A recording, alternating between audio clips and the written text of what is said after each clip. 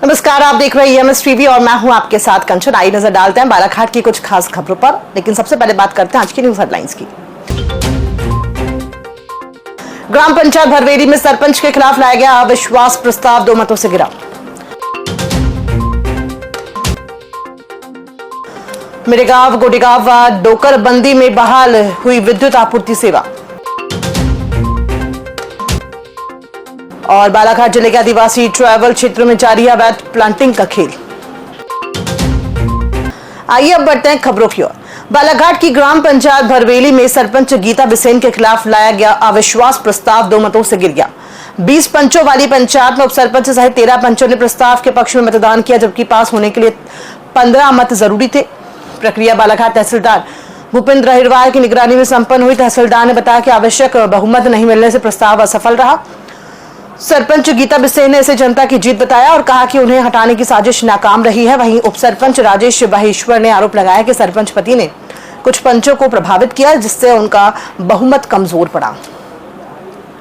हमारी जीत नहीं, पूरे गांव की जीत हुई है, पूरी जनता की जीत हुई है। और जो चाह रहे थे कि महिला को हराना जो चाह रहे थे, उन लोगों की हार हुई है। अभी मेरे साथ देखिए, पूरे हमारे गांव की महिला मात्र शक्तियाँ है, क्योंकि जो चाह रही है कि हमारे गांव में जो पहले गुंडागर्दी चलती थी, हमारे पंच भाई लोग अच्छे हैं, मगर कुछ बाहरी लोगों ने, जैसे मैं नाम भी बताना चाहूँगी, बूरू पटेल, परवेश पटेल, कवरेश पटेल, इन लोगों ने हमारे पंचों को गुमराह किया है और उन्हें उठाया है। और मैं ये चाहूँगी कि इसके बाद अगर वो यहाँ पे दिखे तो हमारी नारी शक्तियाँ ही उनका खात्मा करेंगी, क्योंकि हम अपने गांव में गुंडागर्दी दोबारा चालू नहीं होने देंगे। तो संख्या बल से आज भी जीते हैं और हमेशा जीते रहेंगे। संख्या बल जो हमारी संख्या है 13 लोगों की, और हम लोग शासन के पंचायत अधिनियम उस रूपरेखा से हम लोग हार चुके थे, 2 वोटों से। कार्रवाई आज प्रातः 11 बजे यहाँ ग्राम पंचायत भवन में उपस्थित होकर के जो ग्राम पंचायत के सदस्यगण हैं उनको आहूत करके प्रक्रिया की गई, जिसमें उपस्थित सदस्यगणों से गोपनीय रूप से मतदान कराया गया एवं मतगणना की कार्रवाई करते हुए स्थिति से सभी सदस्यों को अवगत कराया गया है।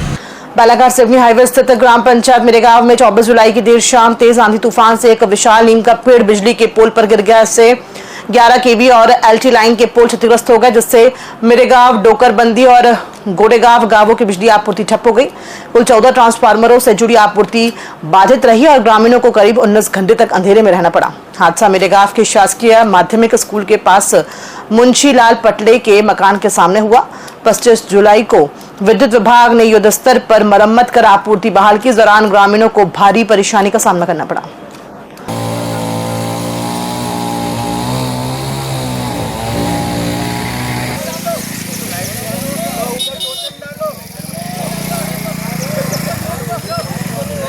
बालाघाट जिले के ट्राइबल क्षेत्र भैयर, बिरसा और परसवाड़ा में अवैध प्लांटिंग का धंधा जोरों पर है। बिना किसी अधिकृत लेआउट स्वीकृति के खेतों और खाली जमीनों को प्लॉट बनाकर बेचा जा रहा है।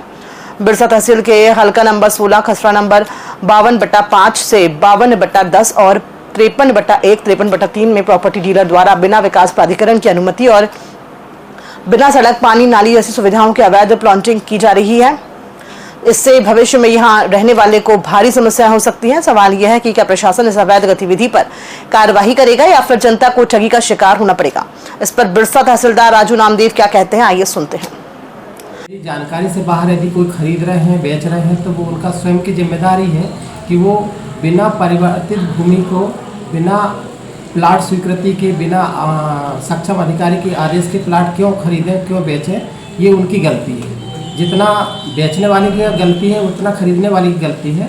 जहाँ तक कि आपके द्वारा बताया जा रहा है कि यहाँ प्लाट बिक्री हो रहे हैं, तो मैं पटवारी के माध्यम से पता करूँगा। यदि ऐसी कोई स्थिति बन रही कि अवैध कॉलोनी के प्लाट बेच रहे हैं, तो मैं उस पर प्रतिबंधात्मक कार्रवाई करूँगा और मैं इसको नियंत्रित करूँगा कि इस तरह की कार्रवाई यहाँ पर ना हो।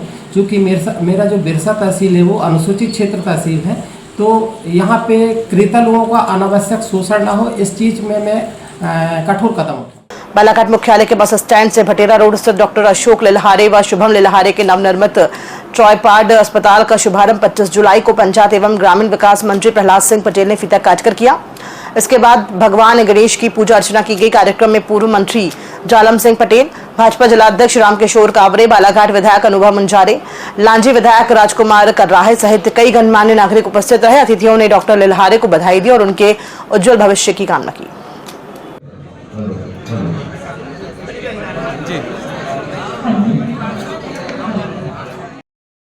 शुभं करोतु कल्याणं आरोग्यं सुखदं पदं शत्रुबुद्धे विनाशायं विद्यावती भगवतोऽस्तुते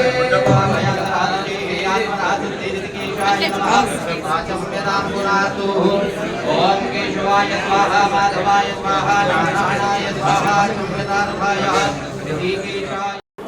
चांगुटोला पुलिस पर 4 युवकों ने मानसिक और शारीरिक प्रताड़ना का आरोप लगाया है। युवकों का कहना है कि अप्रैल माह से पुलिस उन्हें चोरी के शक में बार-बार थाने बुलाकर प्रताड़ित कर रही है। आरोप है कि थाने के भीतर उन्हें बेदम पिटाई दी जाती है और मानसिक रूप से भी परेशान किया जाता है। इसको लेकर पीड़ित युवक बालाघाट मुख्यालय पहुंचे और आजाद समाज पार्टी की मदद से पुलिस अधीक्षक को ज्ञापन सौंपा।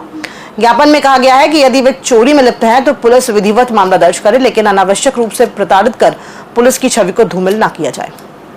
हमारे गांव पे चोरी हुई है, थाने पे हमको बुला के मारपीट कर रहे हैं और हमें बुला कर टॉर्चर कर रहे हैं कि जुर्म कबूल करो। किसके द्वारा? इसके एसआई द्वारा।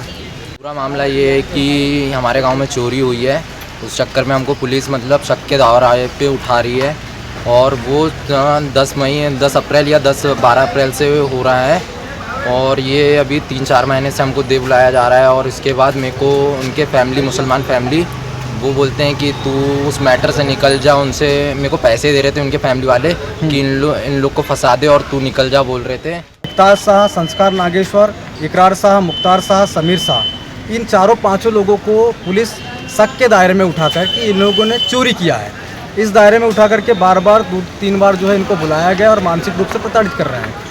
और ये जो है नागेश्वर, जो संस्कार का कहना है कि मुझे स्कूल से भी उठा लिया जाता है और 3-3, 4-4 घंटे जो है पुलिस के द्वारा वहाँ पे थाने में बैठाया जाता है। जिससे हमारा ये कहने का मतलब ये है कि अगर आपके पास कोई सबूत है 4-5 लड़कों के खिलाफ में, तो बेशक आप अपराध पंजीबद्ध करें, इनको जेल में डालें।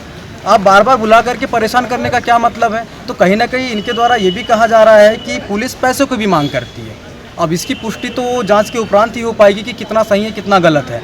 मेरा पुलिस प्रशासन से यही अपील है, पुलिस अधीक्षक महोदय जी से बहुत अच्छा भी काम कर रहे हैं वर्तमान में। पुलिस की छवि ऐसे अधिकारी अगर धूमिल कर रहे हैं तो उनके ऊपर सख्त से सख्त कार्रवाई हो। Under 16 national football championship BC Roy trophy 2025-26 का शुभारंभ 26 जुलाई को दोपहर 1 बजे मुल्ला स्टेडियम में होगा। इसमें देश के 16 राज्यों की टीमें भाग ले रही हैं। मुकाबले मुल्ला स्टेडियम और रेंजर कॉलेज मैदान में होंगे, जबकि 2 मैदानों को रिजर्व रखा गया है। आयोजन समिति अध्यक्ष रमेश रंगलानी और संयोजक तपेश असाटी ने बताया कि उद्घाटन समारोह में जिले के प्रभारी मंत्री राय उदय प्रताप सिंह उपस्थित होंगे। टीमें 4 ग्रुपों में बांटी गई हैं और रोजाना 4 मैच सुबह 9 बजे और दोपहर 3 बजे खेले जाएंगे। पहले दिन ग्रुप ए और ग्रुप सी के 2-2 मैच होंगे, जिसमें त्रिपुरा, यूपी, अंडमान, हिमाचल, आंध्र, पांडिचेरी, गुजरात और MP की टीमें भिड़ेंगी।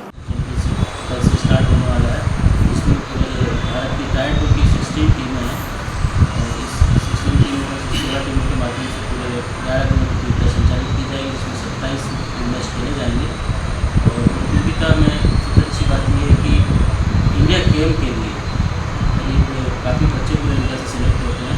इंडिया गेम के लिए यहाँ से बच्चे सिलेक्टेड होंगे और वो साल भर इंडिया टीम के प्रैक्टिस गेम में रहेंगे। फाइनली इनमें से जो बेस्ट बच्चे रहते हैं उनको इंडिया टीम में रखा जाता है। इस तरीके से चयन अंडर 16 नेशनल टूर्नामेंट का आयोजन बालाघाट में निश्चित हुआ, जो कि 26 तारीख से 26 जुलाई से लेकर 5 अगस्त तक चलेगा। ये लगभग 11 दिन होते हैं और पूरी 16 की 16 टीमें बालाघाट पहुँचती हैं, जिसमें हमने 4 ग्रुप बनाए हैं, जिनके बीच में मैचेस होंगे। ग्रुप ए में त्रिपुरा, उत्तर प्रदेश, अंडमान निकोबार और हिमाचल प्रदेश। खबरों में फिलहाल इतना ही। दीजिए इजाजत, नमस्कार।